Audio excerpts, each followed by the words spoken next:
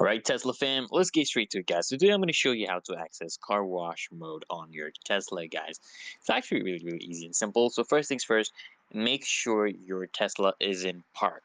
Okay, most of the settings you need to do while your Tesla is in park, otherwise it's not going to work. So once your Tesla is in park, what you want to do, guys, is tap on control on your touchscreen. Okay, tap on controls, and then you want to scroll down, guys, and then tap on service. Okay, tap on service, and then just select car wash mode. Now, this mode is especially designed to protect your Tesla while you're going through a wash by disabling things like wipers, right?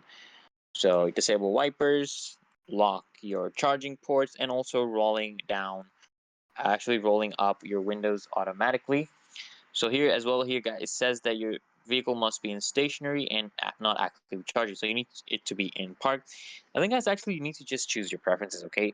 For automatic car washes, just turn on free roll mode, okay?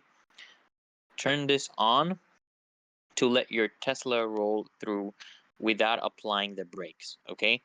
And then just exit when done, okay? Once you're finished, just tap exit car, okay?